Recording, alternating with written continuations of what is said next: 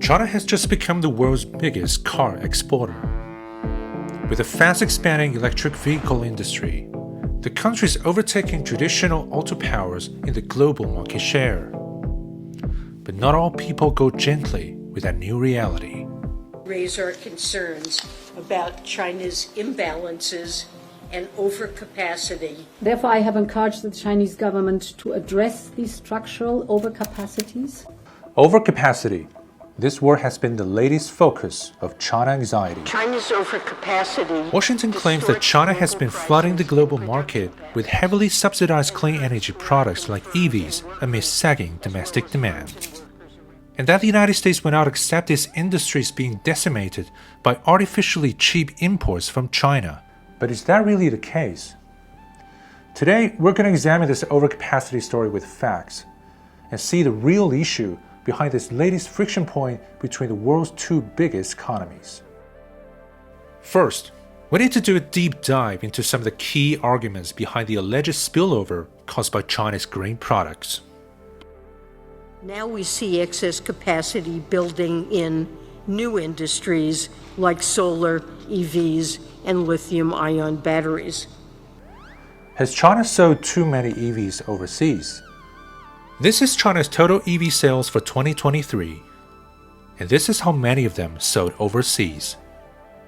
As we can see, an overwhelmingly large portion was purchased by domestic buyers, as China alone accounts for 60% of the global EV demand.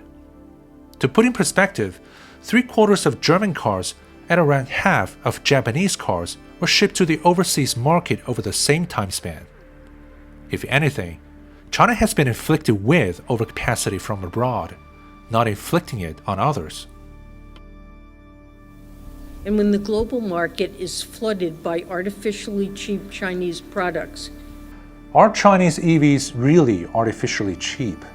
Ironically, Chinese EVs bound for foreign buyers are actually artificially expensive.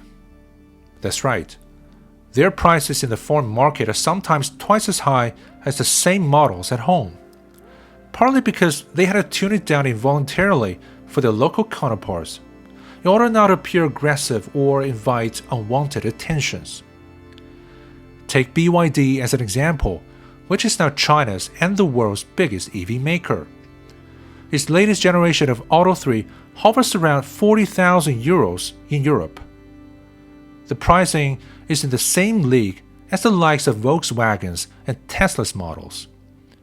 It is the quality that matters now, not price.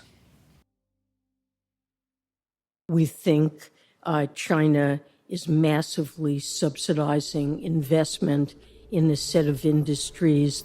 Is China still subsidizing its EV industry? Actually, China substantially cut back on the purchase incentives for EVs by the end of 2022. It is Washington that is now doing exactly what it accuses Beijing of doing. The US Inflation Reduction Act has offered a $7,500 tax credit for Americans who buy a new locally assembled EV. But that didn't fare too well. Last year, the American auto giant Ford reportedly lost a whopping $64,000 for every EV sold. At the current stage of the business, subsidy is no longer a panacea for inadequate competitiveness. So the people who pitch the overcapacity narrative don't really get their facts straight. But the question remains, if not for the predatory pricing, then how did the Chinese auto industry pull off a giant leap over the past decade and take away the lion's share of the global EV market? Here's an interview of Elon Musk in 2011. And when asked about Chinese EV companies, this was the Tesla's owner's reaction. Why do you laugh? Why do you laugh? Have you seen their car? You don't see them at all as a competitor? No. I think their focus is, and rightly should be, on making sure they don't die in China. Over a decade later today, however, the Chinese car companies are the most competitive car companies in the world. So I think they will have significant success outside of China. They're extremely good. Once Musk's laughingstock, China's BYD now became Tesla's major battery supplier. In Tesla's Berlin factory, the Model Y vehicles equipped with the made-in-China blade batteries a rolling off the production line. It demonstrated the ascendance of Chinese EV companies' technological prowess. One of the technological breakthroughs was made in 2020, when BYD dramatically raised the energy density of its own model of lithium cells. It sent shockwaves throughout the world's battery-making business. Not long after that, BYD dethroned Tesla as the world's biggest EV manufacturer. Although many people still like to stick to the cautionary tale of cheap, low-quality Chinese products swarming the global market, it's simply not what is happening. Chinese EV makers are gaining ground not by overcharging their industrial capacity, but by making best of their innovation capacity. China's comparative advantage is shifting in the global system. As China's vast population starts to age, and the cost of all factors of production rises, the best way, or probably the only way to maintain economic growth, is to boost its technological innovation. And that is why the world's second biggest economy initiated the latest drive of new quality productive forces. The ironclad logic behind this move is simple. Technological advances make products competitive, and the EV is just a start. Washington officials couldn't wrap their heads around it, or they simply refused to do so. Their relentless hyping of Chinese EVs' overcapacity is only to fabricate a context for the upcoming buildup of trade barriers.